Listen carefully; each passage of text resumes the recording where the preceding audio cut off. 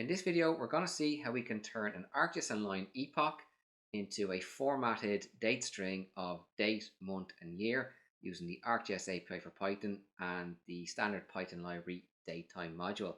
So let's check it out. Up top, we're importing the GIS class, which will give us access to our ArcGIS Online and its content.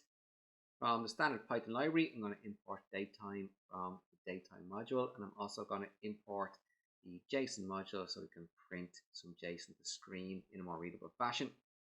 We first use the GIS class and access our ArcGIS Online. We assign the calling of that GIS class to a variable called AGOL. We then access our ArcGIS Online content via the content manager.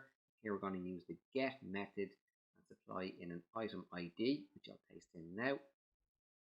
The get method will return what's known as an item object that will assign to a variable called item. The item object represents a content item in ArcGIS Online. First up, we're going to print the properties for that item object screen. Here we're going to use json.dump so it's easily readable. We're also going to just print the created property from that item object. I'll run this first.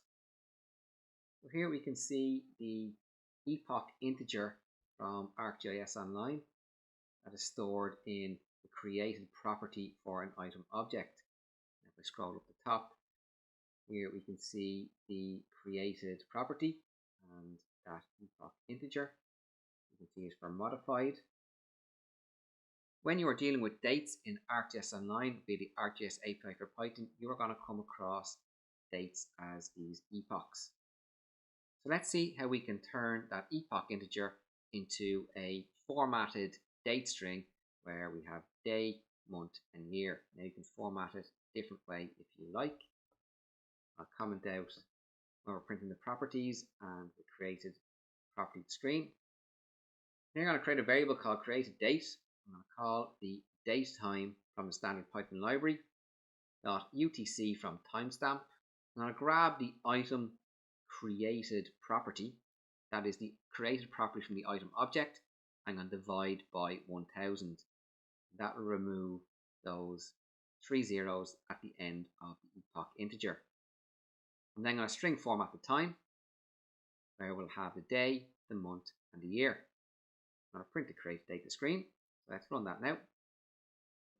And we can see that this epoch here translates to 25th of October 2025. In this video, we successfully converted an ArcGIS Online date epoch to a string formatted date, such as day, month, year, using the ArcGIS API for Python and the datetime module from the standard Python library. I hope you found this video useful. Please check out some of the other videos and take care.